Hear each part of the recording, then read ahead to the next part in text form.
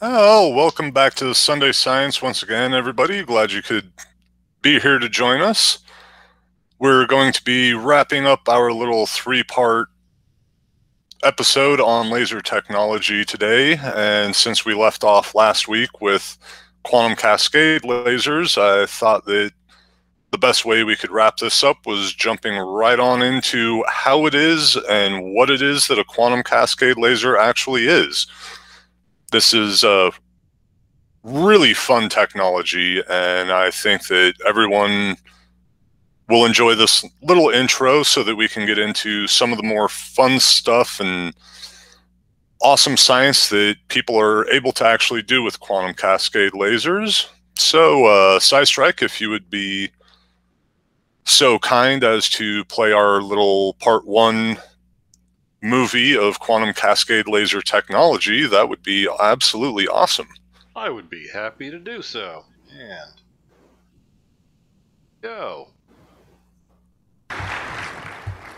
So I want to really thank for this honor of giving this plenary talks. I'm really going to start talking about an idea that was conceived now more than 15 years ago, basically, and it's now turning into a real technology.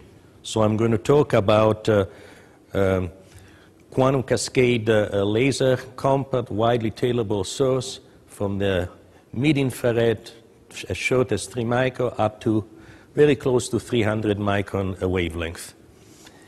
Now I should interrupt real fast. So you see, the individual providing this particular video for us is one of the original inventors from Bell Lab. It is Federico Capasso, and he was one of five individuals that actually originally invented this technology and came up with the idea of how it should function. So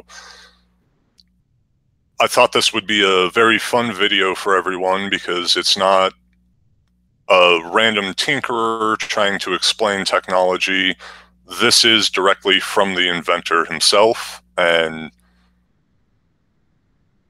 what better way to learn about new technology other than the inventor of said technology?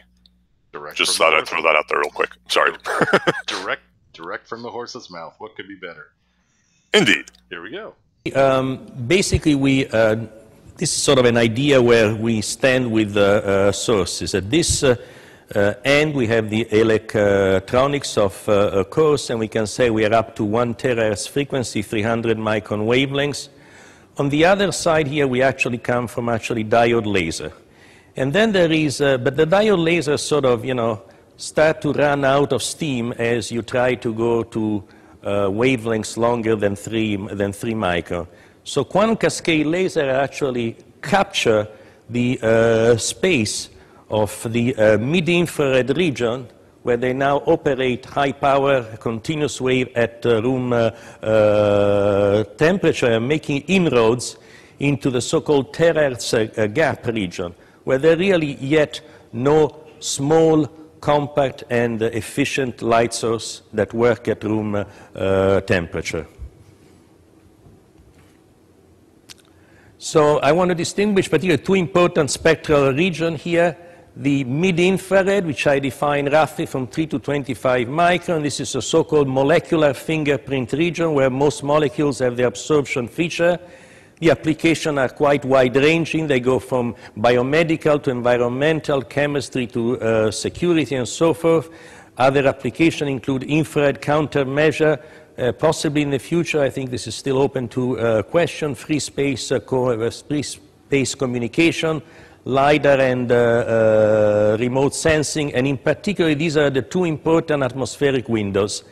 And then the terahertz region, which is defined, from 60 to 300 micro. You might wonder, there is a gap. Yes, for compact, for semiconductors, there is a region where light does not propagate, which is called the Reststrahlen band, the so-called polariton gap. And so you see the basic semiconductor light source is, of course, a diode laser, and we know how it works. essentially photons are created by a vertical transition across the band gap. So the key point is that the band gap determines the wavelength. So if you want to widely vary the wavelengths, you basically have no choice. You have to change semiconductor. Now, with this scheme, it's getting harder and harder as you reduce the band gap. It's not easy to get good laser for a variety of reasons, some fundamental, some technological. And of course, this technology has created a big revolution, and they appear everywhere, you know, semiconductor laser from laser pointer to scanner, to medicine for surgery, optical disc recording, light wave communication being probably the one of greatest penetration. Now you see in a quantum cascade laser, essentially we eliminate the so-called band gap slavery. Okay, basically the wavelength is no more determined by the band gap of the material because we lace between discrete quantum states of quantum wells that we can design so that the wavelength spans a very long, a very wide range. If you like, the frequency of the photon is limited by the depth of these quantum wells. And so the key point is by staying in the same material system, okay, we can create laser with a tremendous range of wavelengths, essentially covering possibly up to the entire mid-IR to the far infrared, essentially by tailoring layer thickness. This is an example of quantum design where bottom-up we design everything quantum mechanically, basically. In fact, this was our first paper in Science in 1994, and initially it operated only at 90 Kelvin. The progress has been much faster than we could possibly dream, and in fact, you can never predict what technology is actually going to do. I say that technology is far less predictable than science, actually, because there are so many other factors that come in. And now in 2009, the commercialization is very strong. There are large companies into the act, such as Hamamatsu partnership between Thales and Alcatel, and a whole list of companies that is growing almost by the year. So, well, the quantum cascade lasers, the idea essentially is to recycle the electron many times, okay, from one stage to the actual next. Because the electron does not recombine with a hole, essentially it can be reinjected once it has lased into the next stage, so you can get n photons per electron. And the way you do this, you have to apply a voltage, a current flow, so essentially it's like a wire, and laser photons basically come out. Well, it's a little bit more complicated than that, of course. And so you see the key thing is the control of the layers by modern epitaxial techniques such as MB. In fact, I have to give here credit to Al Cho, the pioneer of molecular beam epitaxy, and the fact I could associate with him for so many years has clearly made this laser possible. So essentially we can control layer thickness in arbitrary ways here. And this shows multiple stages of a quantum cascade laser. And so for the two dominant material systems are for the mid-IR, this alloy on indium phosphide, and for the far IR is the aluminum gallium arsenide system. So what makes this device kind of interesting, kind of special? Well, there are a number of things I want to point out. So the large quantum design potential. Essentially, you design everything, wave function, matrix element, scattering times, and so forth. And more interesting, as I will show you, can get broadband laser. And this is a laser where it's easy to simultaneously lace over a broad spectrum of wavelength. And because you can reuse your electron many times, you can get high optical power. Very interesting now. Because of the large dipole matrix element, you can have large Rabi frequencies, so you can observe actually coherent phenomena in a solid-state laser at room temperature, and this is very interesting. We have ultra-fast carrier dynamics. In fact, the relaxation oscillation, they are damped. And you can design giant optically non-linearities in this inverted medium with population inversion. And so this can lead to interesting new light sources. Also, the fact that the TM polarized can give rise to interesting micro laser. And interesting, I think some of you know that semiconductor laser, the line width is larger than all other laser, and it's called a line width enhancement factor. The QC laser, however, is a semiconductor laser that follows the line width, the original theory of Shallow and Towns. So in some respect, this is more similar to an atomic laser, basically.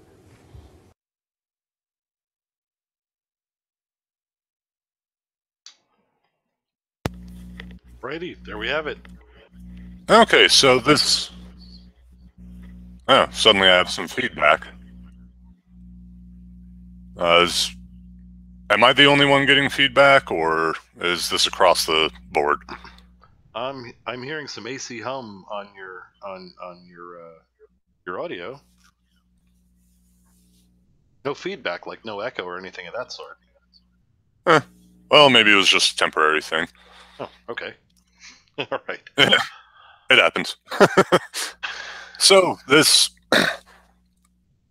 happens to be part one of, I believe, a 7-series set. I didn't obviously want to go through 70 some odd minutes of video trying to describe what it is that this technology is. I think everybody here is capable of going and hopefully following the links from that video to parts 2, 3, 4, 5, 6, 7, so on and so forth. But one of the things that really makes this technology in generating lasers so much different from a lot of the other things that have happened in the past. I noticed Fino was asking in the comment section, kind of, what's the purpose of being able to run various wavelengths out of the same emitter? And not only is that a very valid question, but it's exactly the question that led to kind of the development of some of this technology. When doing things like spectroscopy, being able to sit down and vary which wavelength you're working in can provide immense opportunities to take multiple measurements with a single tool, as opposed to having, requiring multiple tools to take, say, 2 or 3 measurements. You're able to have a single instrument that you're able to make multiple measurements with. And it might not seem important, it might not seem like a very big deal, but when you consider energy consumption and things of that nature, there is actually a really great advantage to being able to have a tool that's capable of doing these things. And with quantum cascade lasers, when you are talking about sitting down and doing spectral analysis, or you're, let's say, using the laser in medical research, there are ways of sitting down and adjusting which frequency and bandwidth that your laser is working on, so that you can see not necessarily deeper into what it is that you're looking at, but you're able to gather more information about what it is that you're viewing. So if you're doing, let's say, a traditional spectroscopy analysis through a telescope of an exoplanet, and you're really interested in determining whether or not that exoplanet potentially has any sort of an atmospheric makeup, you're going to actually need to be able to interfere with the light that, well, not necessarily the light because you're not seeing it, but you're going to be sitting down and analyzing the electromagnetic radiation that it is sending, not really sending, but that we're viewing. And the ability to immediately transfer from one wavelength to another gives you the ability to, okay, am I looking at something that is rich in argon? No. Am I looking at something that is rich in nitrogen? Yes. We should look at this more. It's rich in nitrogen. Everything seems to really like nitrogen when it comes to life. So depending on what it is that the tool's being used for, the ability to immediately change spectrums is incredibly important. And this particular technology has given us an absolutely amazing ability to sit down and do exactly as stated previously. Man, we're gonna have to do an entire show just on how it is that we actually look at exoplanets, and I might have to pull one of my friends in on this one because he definitely knows a lot more than I do about it. But the same goes either way. Imagine trying to measure something in inch, pound, and second, and then immediately needing to convert it to grams. Of course, you're going to want a computer to do that, because if you try and do it longhand, of course, there are people that can do that in their head, no questions asked. But you generally would like a tool as a reference point, and quantum cascade lasers give us that opportunity. And not only that, they also give us the opportunity to sit down and make extraordinarily detailed measurements of very, very minuscule objects. And they're being used widely right now in cancer research for that particular reason as well. Their ability to cycle through multiple wavelengths actually does give you the option of going that extra millimeter. And it sounds like a strange thing. It does. Even saying it, it sounds really, really strange. But when you're using lasers for any sort of analytical data, that extra millimeter, that extra fraction of a second is, well, unfortunately for some people, it's life or death.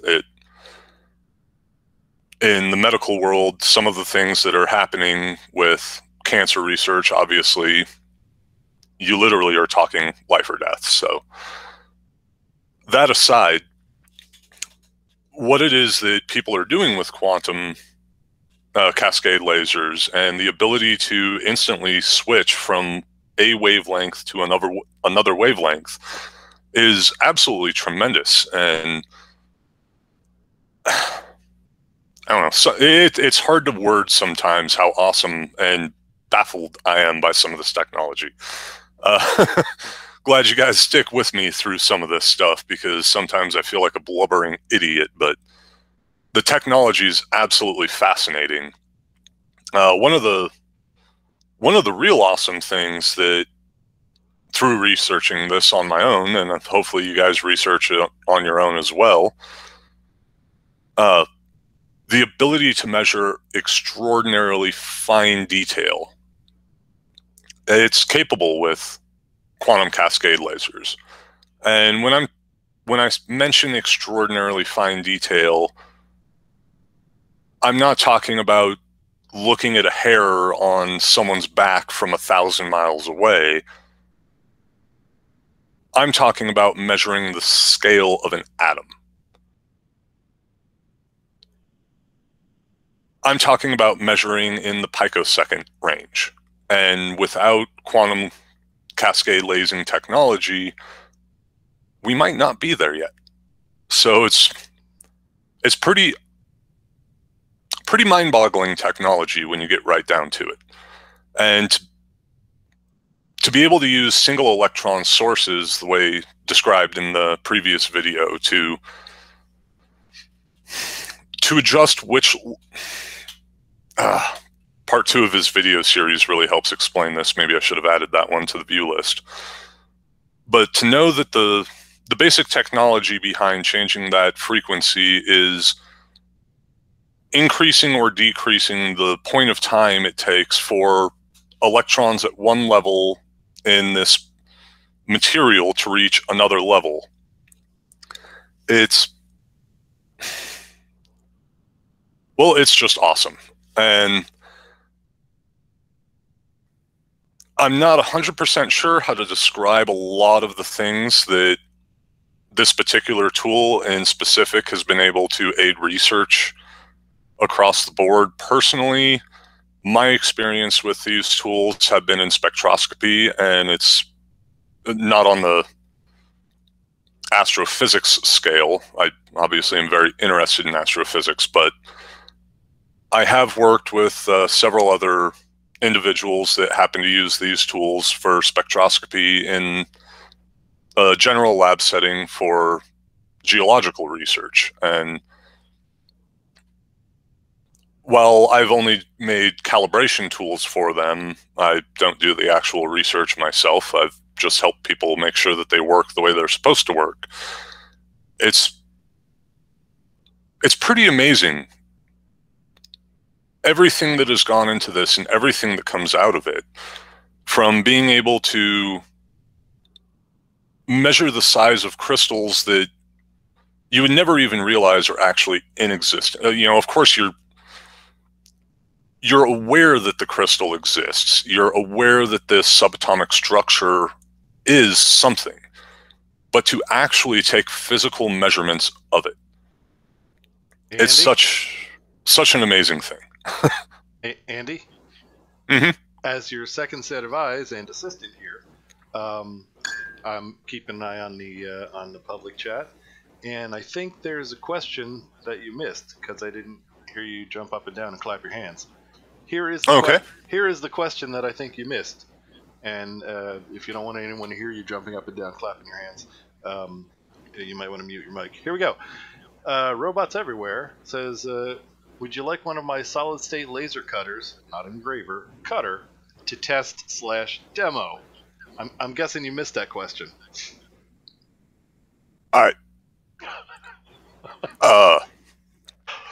Yes, I did not see that. Yeah, I figured there would, if you had seen it, there would have been a reaction. Anyway, but that's what you got me here for. I'm supposed to be keeping an eye on any of the things that you might miss while you're doing other stuff.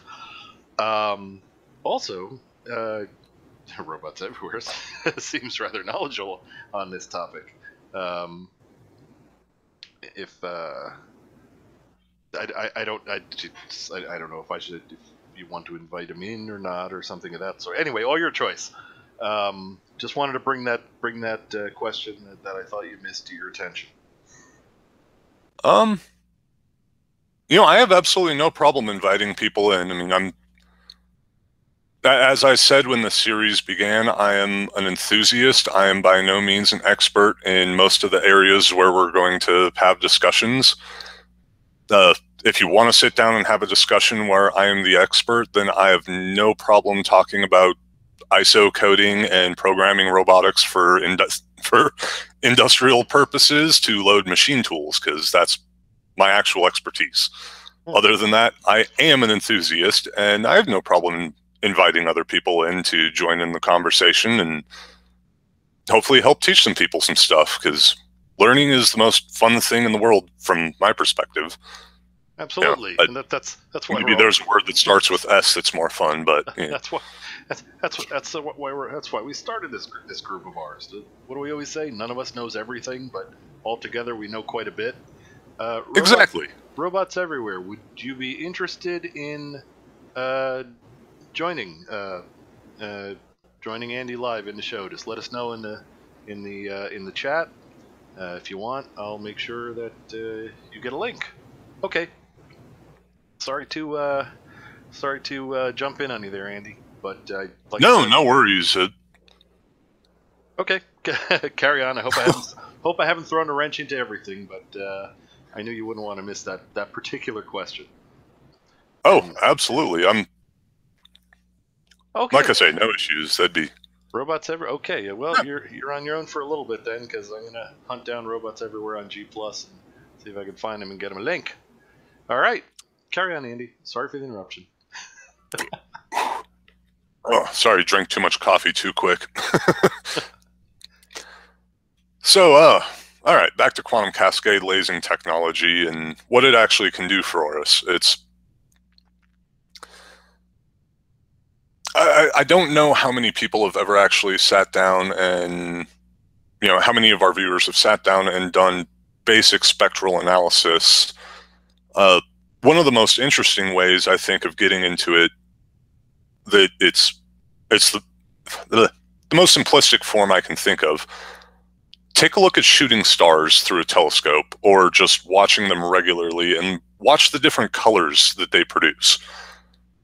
The primary colors that they produce are going to be the primary elements that that particular meteorite is actually composed of. And it's the easiest intro to any sort of spectral analysis that I can think of. If you did any projects like I did back in, I don't know, 8th grade, 9th grade, intro to chemistry, the different colors that, when you light something on fire, the different colors they produce tell you this is what the primary elements involved are. And we do the same thing with Cascade lasing technology, where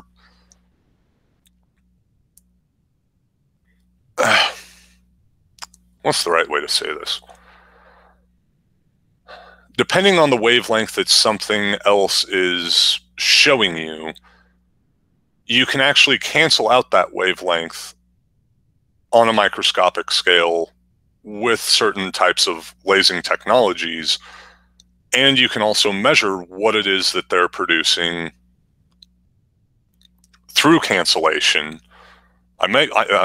There's a good chance I'm wording that wrong. Like I say, I've helped people build the equipment necessary to calibrate, but I haven't done the work myself. So if I'm wrong, I'm wrong. But from my understanding, that is one of the, again, great things about being able to switch through various wavelengths at a high rate of speed. You don't have to change out that measurement instrument.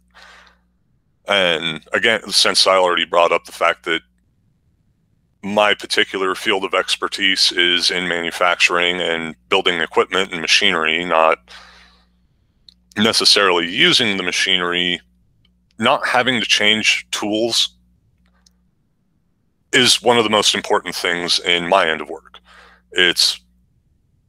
When I have to grab one micrometer, then another micrometer, then a third micrometer, and then I have to go to a CMM, and then I have to program the CMM, you're losing a lot of time. You're losing a lot of ability to actually gather any sort of data. So when you're working on microscopic scales, if you have to get up and walk away and go grab a different tool, your entire specimen and your sample, it might be lost. That would stink, to say it as eloquently as I can. Losing in potentially a month or year's worth of research, not fun. I don't like when I lose an hour's worth of work because I have to go and write a program for a CMM so that I can measure something. It's boring. You're losing work, and it's just not what you want to do. So this fast ability to immediately change wavelengths is so crucial and so important to advancing technologies that hopefully we're all learning about.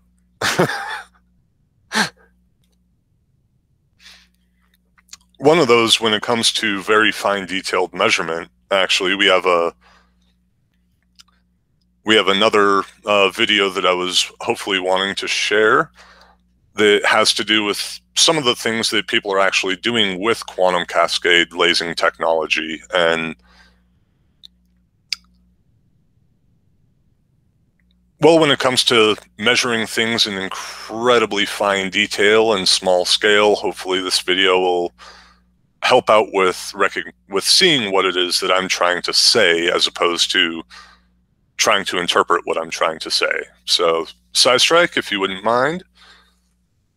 On to the next one coming up.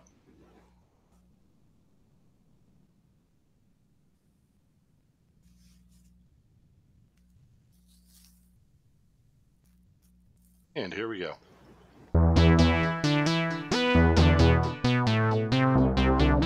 So everything in the world that you see around you is made of atoms, right? And atoms are really small. And normally you can't see just one atom.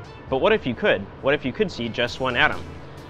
So that's exactly what we do here at Griffith University's Center for Quantum Dynamics.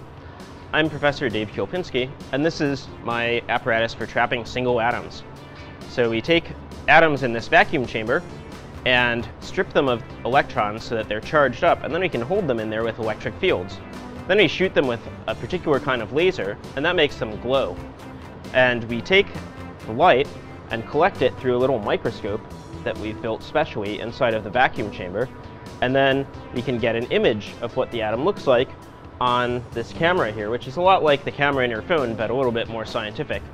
And then we get an image like this.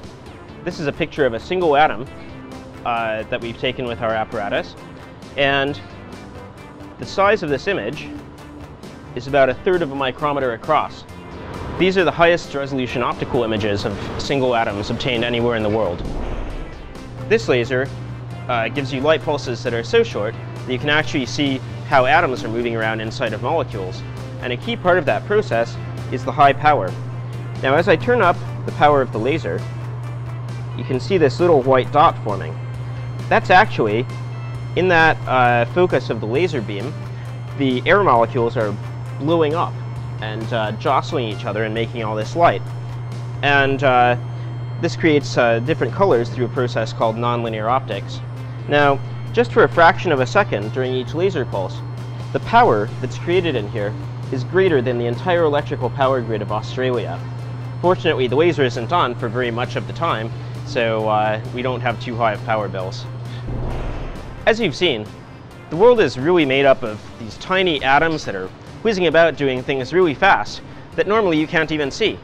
As a student in Griffith's Physics or Photonics and Nanoscience program, you too can help to investigate this exciting microscopic world.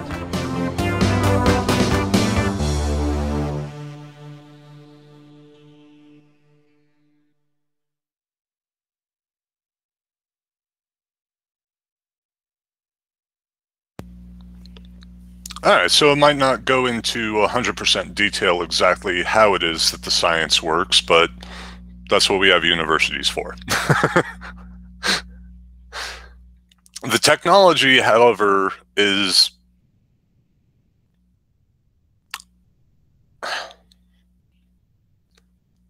it's not just there, it's not just functional, it is taking place every day. And it's just, I don't, from my perspective, it's just absolutely awesome. The thought of using this kind of technology when we first got into our little 3-part series here on lasers, and starting out obviously with masers where the technology first was born, some of the things that are going to be able to take place in communication, medical research, it's absolutely phenomenal. There's so much more in the world of lasing technology than just, hey, look, my cat's going bonkers. Don't get me wrong, the laser pointer is always going to be a favorite tool for anyone with pets, but you know, sometimes you sit down, you watch a TV show with a couple of phony physicists, and danger, lasers, what are you doing with them? I don't know, shining light? There's so much more that's actually taking place with this technology, and it's really quite a lot of fun when you start looking at the actual research end of what are people doing with this technology. There was a group out of Japan, actually, maybe a decade or so ago. I haven't actually kept up with them, but they were using quantum cascade lasing technology to be able to send dye packs in through injection into cancerous tissue, and then creating a photoreceptive response through ultraviolet wavelengths to where they could actually eliminate cancer cells via nothing more than quantum cascade lasers and leave all other tissue perfectly intact. Not saying they came up with a cure for cancer. I don't know anything about medicine.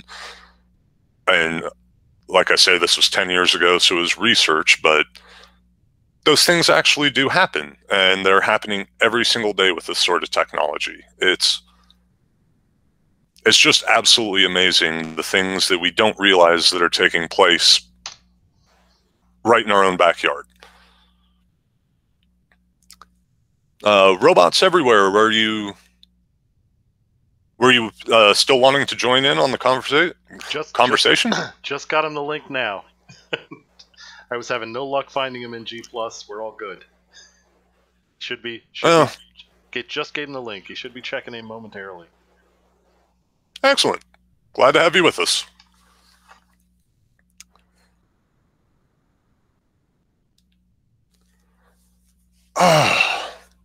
Why in the world didn't I sit down and get a video clip of how it is that we measured the distance to the moon with lasers? That was retarded.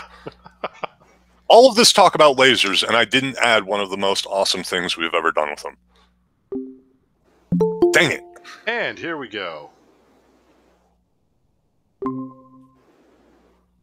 There we go. Welcome. You presently welcome, robots everywhere. There we go. One of the most awesome things we've ever done with them. Dang it. And here we go. Hello? Hi there. Can you hear me? Hello. Yes, we can hear you just fine. Are you able to see the Yes. shared screen? Okay, great. Let me get rid of this here. Okay. Oh. Welcome. Okay, that seems to be working. Now, I just want I work with solid state lasers, not quantum cascade, and I wanted to point out just that you can do a fair amount of field science with the diode lasers. Okay, that seems to be working. I just want You might want to kill the volume on where you're watching the video there. Just that you can do a fair amount of field science with the diode lasers. Got it? Oops. Oh, by the way, how do we address you?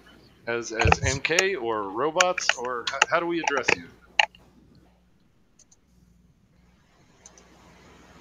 Hello? Sorry. Oh, that's okay. Can you hear us?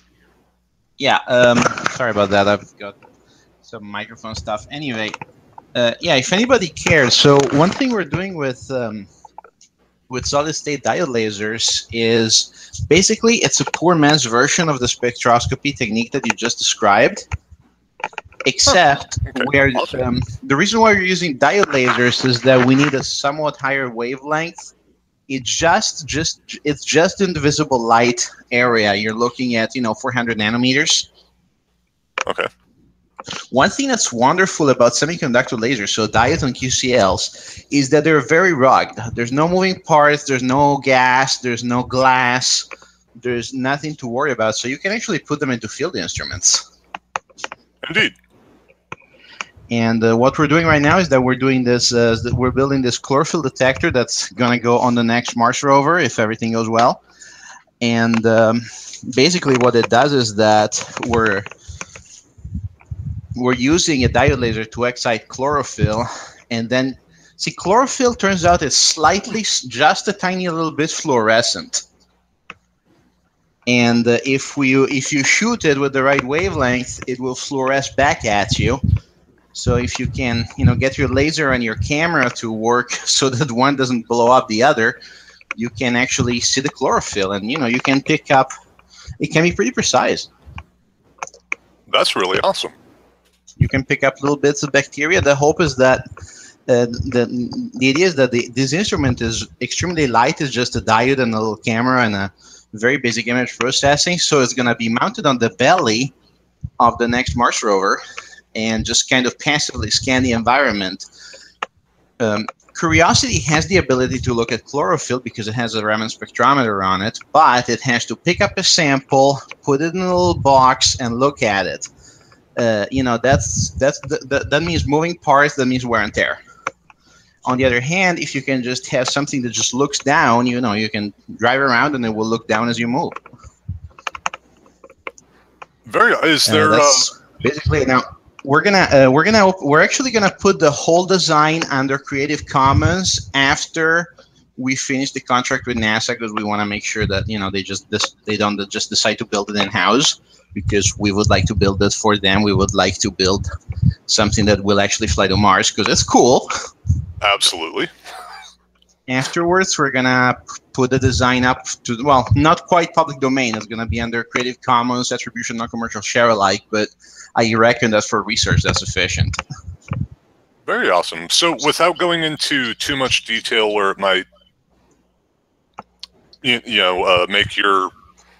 your work subjected to other people's ability to steal, is there more information that you can share as to yes, everything how you guys came to thinking about producing this, or the technologies that helped lead you into getting into this field? This is very interesting. Well, basically, I was given an interesting problem. I was asked to come up with. This is kind of weird. I was asked for a way to defeat camouflage that did not require any energy. Turns out that did not get done. However, we did develop a grating that would allow us to differentiate the green of plants from the green of other material, with not 100%, but with very good accuracy. The original customer kind of disappeared into thin air because some political stupidity. Basically, I'm not a U.S. citizen, so it turns out that they're like, do this thing. It's really cool. It's really awesome. And then they're like, okay, sorry, we're a military contractor. We're not even allowed to talk to you, so we cannot buy your thing. And instead, so we had this thing. It worked really well. It worked really well in bright sunlight. And one of our side businesses that we make these cute little laser cutters. Now these, the design is actually open source. I'm not gonna try to sell you one, but I'm gonna tell you that instead of giving me money, you can go on my website and I have a schematic, I have a parts list, I tell you where to buy the components, everything. Very cool. And we came up with a way to very carefully stabilize the diode laser current-wise, so that you can run it at 100% power all the time. Sorry to interrupt, guys. Sure. Squirrel is available, Andy. Sorry? Andy, Squirrel is available. Oh. He is apparently made it to a place where I'm going to send him the link if that's cool. Yeah, go ahead, shoot him a link. Okay, sorry to interrupt, guys. Carry on. Sure.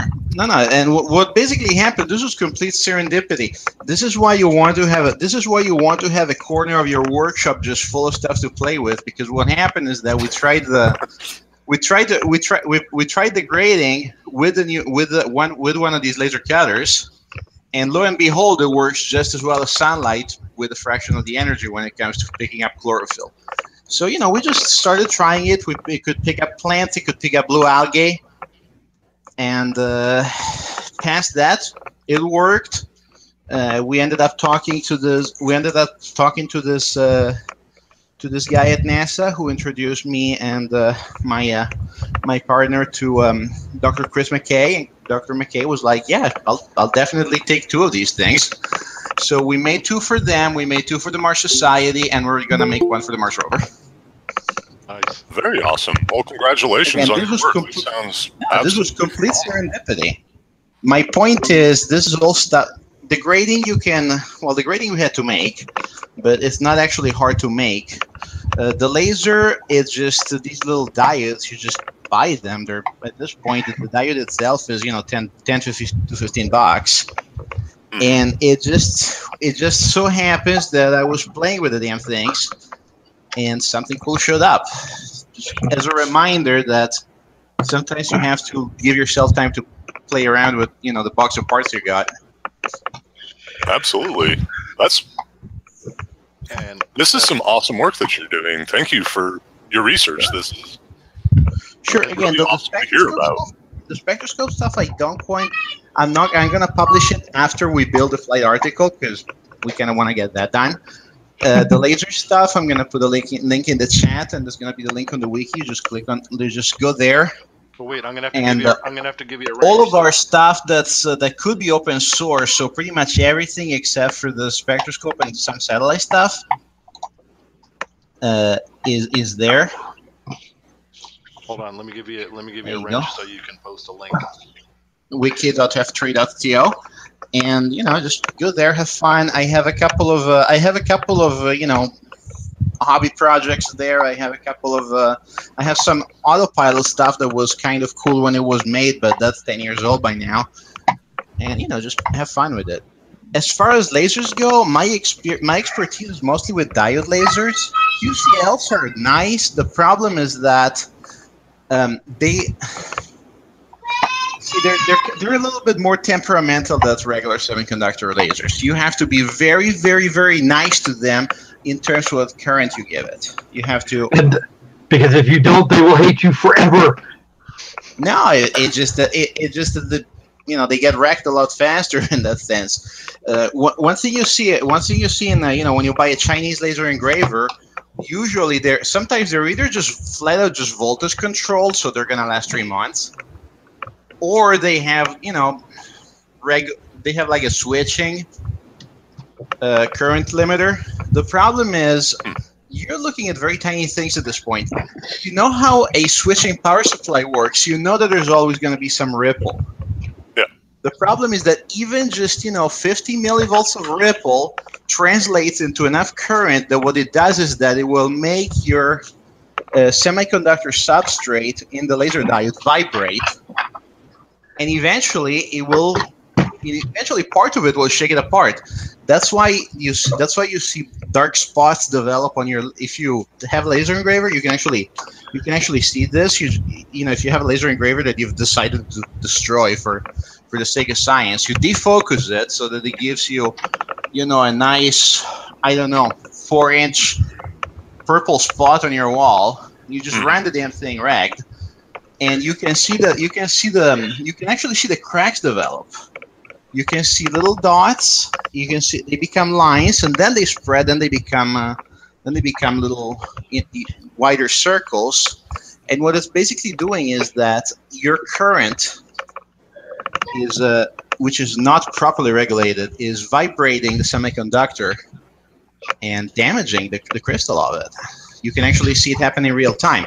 Don't stare at it. Pretend it's a solar eclipse and just project it on a wall. Don't stare directly into the laser. That's a bad idea. Don't stare into laser with remaining eye. We got 3 or 4 of those signs around here. Indeed. I actually have a sign on the way. Well, I had to change up my little home lab a little bit and move everything into the garage, but had a sign for the basement door, laser in use, and it still didn't stop people from walking in and getting flashed. Yeah. Lasers are fine. At this point, a decent, 1 watt, 2 watt diode laser, you can buy one on eBay for $40, so it's very much hobbyist accessible. You can do stuff with it. You can. One thing I suggest that people do, if they can, is try to get something of a short wavelength. 405, 455 nanometers, so purple stuff. Reason: 1, you can still see it. Very big. It can be a big deal safety-wise, because the worst thing, the thing more dangerous than a laser beam is one that you cannot see but will still fry your eye just fine. You mean like the one in the mice, like the ones in modern mice? Oh yeah. So no, I just that's the thing. I know you said this, but I'm gonna. I just want to ask again, just because I want to hear it again. Your development is going to Mars, yes? Yeah. Okay. I just wanted to hear that again. I'm sorry. Carry on. Sorry for the interruption. If I may, for just a moment. Sure. Okay, squirrel. Okay. Now, you mentioned a little while ago there was some political stuff. I don't know where you're from. I'm guessing. I'm from your accent. I'm guessing you're somewhere south of the United States. I'm from Italy. Oh, okay. That's kind of interesting. I wonder why they are having a problem with that. Which source parts of Italy? Some stuff Some laws were written in the 50s, and they had under the impression that if you're not a U.S. citizen, you're some ignorant savage that shouldn't know about some stuff, even if you happen to have invented it. Well, that's okay. You know what they're going to do? They're actually going to. What they'll do is they'll wait till you put it in. Wait till you put it up as an open source as an open source jobby for Creative Commons, and then they'll just steal it. That's exactly why we're not doing it. We're going to wait until the March stuff goes in, and then we're going to open source that. Most of my stuff is available on my wiki. Sorry for the mess, by the way. The only exception is this thing and some CubeSat stuff that we're doing that we signed an NDA for. Understand. And the BattleBot stuff, because actually, here's something crazy. The BattleBot stuff, by the way, no, you cannot put a laser on a BattleBot. They just, this last year, 2016, they just then allowed to use LiDARs for a semi-autonomous operation.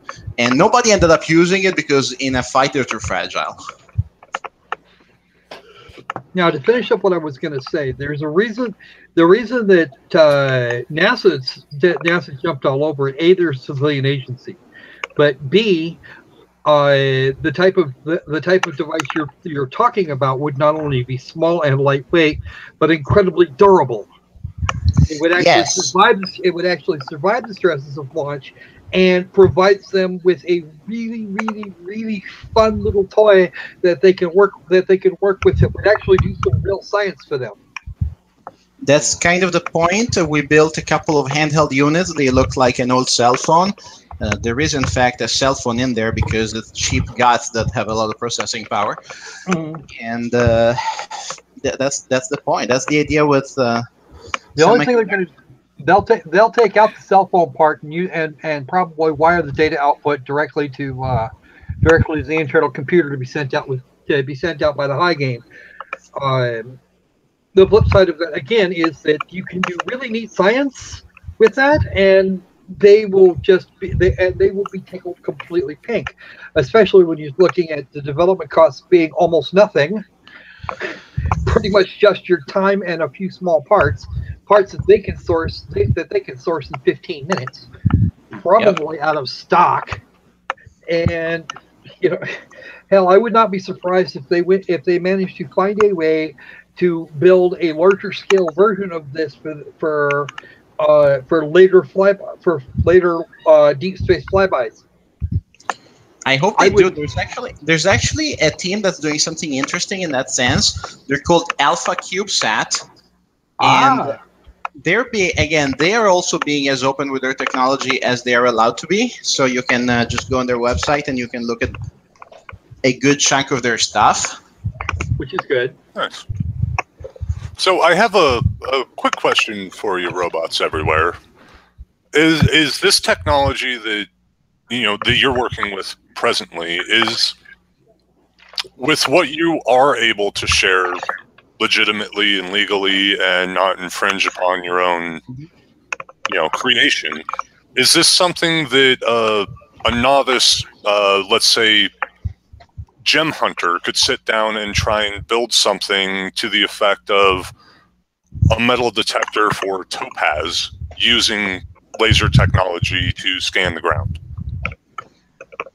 with a handheld spectroscopy tool? Right. Well, at this point there are open source spectrometers.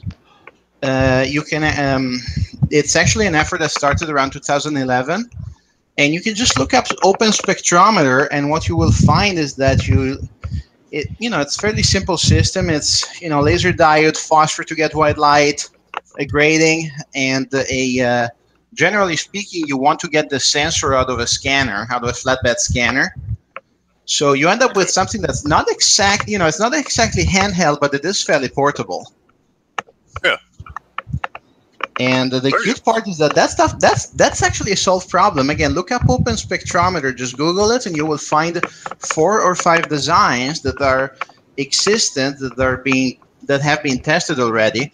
You're not going to get, the thing is that they're not going to be as good as the lab quality stuff, but the point is that you want to have something that you can carry in the field, get a preliminary analysis there, and then only take home the samples you actually care about. Indeed, that was part of why I was asking the. I guess I asked it in kind of a broken fashion, but I'm kind of famous for asking things in a broken fashion. Andy, we're as your assistant. I'm just going to mention. Oh, by the way, if anybody was wondering, Spirit Plumber is my general Google ID, and it comes from taking Ghostbusters and putting that through Google Translate a few times. I do have to bring up, we need to make sure that we respect each other as we are talking, and that we do our best to avoid talking over one another. It can make for absolute havoc in live meetings on YouTube. So, SciStrike, you were trying to say something, and I was just your pointing mic out. level's a little bit low. Really? That's disturbing. It was. Okay. No, I was just going to mention, you kind of count on me to tell you when we're coming up on the hour, and we are in fact doing so. Oh, we are actually coming up on the hour. Yes, sir. Indeed.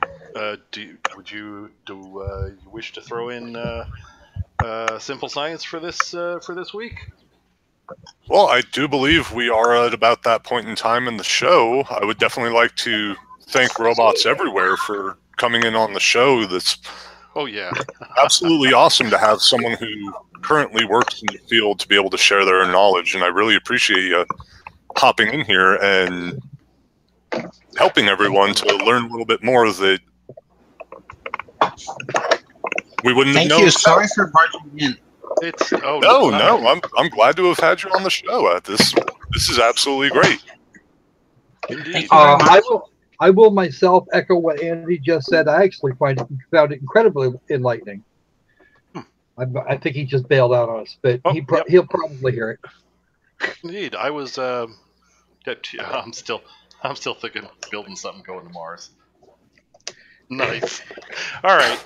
Anyway, okay. I'm afraid I wasn't a whole lot of use there, but that's okay. Oh, no, not at all. No, that's. I think anyway. Well, I know why. I have some idea. I have some ideas of why they would be able to do that and not this. So. All right. Well, dude, you were not barging in. You were thoroughly welcome at this point. Oh, absolutely. Having an actual resource. Yeah, Robots, you were not barging in any way. We were very glad to have you. I would have no problem having you on the show in the future. Thank you for sharing your knowledge and being a part of this. That was really awesome of you. Many thanks. One more thing, Robots Everywhere. There are a couple of also. If you scroll up a little bit in the chat, you will find a couple of other really interesting questions about possible uses for the project. So, do please have a look at that. All right, well, I think we're at simple science for today, are we not? Indeed. Yeah, I was kind of looking forward to that. And again, for this crowd, as I always say, yes, I know this type of science is way below you, but some of you may have kids you want to share some experimentation with, and that's really what we gear it towards. So, that being the case, here we have this week's Simple Science. Hello again, and welcome back to Simple Science. Today's project is build your own homopolar motor. A homopolar motor creates rotational movement because of what is known as the Lorentz force. What's happening is that electrical current is flowing from the positive terminal of the battery to the negative and into the magnet. This current then flows from the center of the magnet to the edge where the wire connects. It travels up the wire back to the positive terminal of the battery, and the circuit is complete. As the current travels perpendicular to the magnetic field, a Lorentz force is exerted on the conductor, the wire, which again is perpendicular to both the direction of the magnetic field and the current, generating the spinning motion. Wow, that was a lot of science talk. We'd better let you get started building your homopolar motor. Here are the supplies you'll need. First, approximately 8 inches of stiff copper wire, a AA battery, a cork, Small pliers with a built-in wire cutter. If you don't have this, a separate pair of pliers and wire cutter will do just fine. 4 rare earth magnets that are nearly the same diameter as the AA battery. Rare earth magnets are the strongest type of permanent magnet. These you may not have lying about the house. I found these at a local hardware store. Okay, that's about it. Let's get building. Begin by wrapping the wire tightly around the cork. Continue wrapping until there is about 1 inch of straight wire left over. Slide the coil you just made off of the cork and stretch it out until it's a little bit longer than the AA battery. Using your pliers, bend the 1 inch straight section so that it is vertical. About 1/4 inch above the bend you just made, use the pliers to make another bend so that the remaining straight piece is horizontal over the center of the coil. About 1/4 inch in from that bend, make another bend so that the end of the wire is pointed directly down the center of the coil. If necessary, using the wire cutter and the pliers, snip off any excess so that the downward pointing segment is approximately 1/4 inch long and in the position shown in the picture. Using the pliers, bend the bottom of the coil slightly inward. You may have to adjust this bend a little later on. Using the tip of the pliers, carefully push a small dent into the center of the positive end of the battery. This will provide a place for the top of your coil to rest and prevent it from slipping off. Place the AA battery positive end up on top of the 4 rare earth magnets. Center it as well as possible. Believe it or not, you're just about done. Carefully slide the coil down over the battery. You may have to stretch or compress the coil so that when the top is resting in the dent in the positive end of the battery, the bottom is rubbing somewhere in the center of the stack of magnets.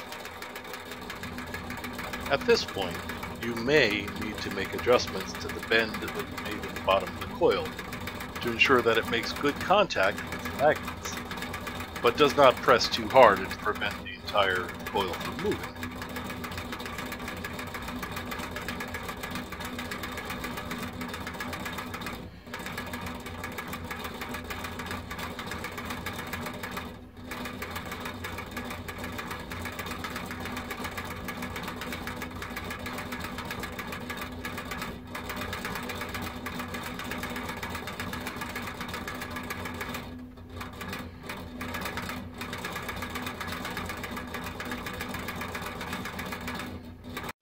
Try experimenting with making other shapes with the wire.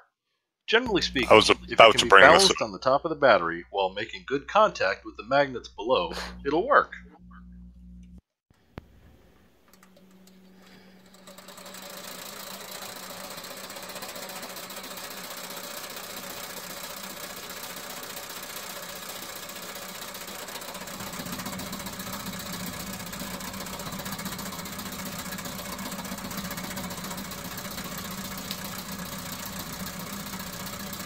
Fino, you need magnets to produce a motor. That's it for Simple Science this week. I hope you enjoyed working on this project, and I hope you'll let us know how it turned out. Please remember to like and subscribe if you did enjoy Simple Science.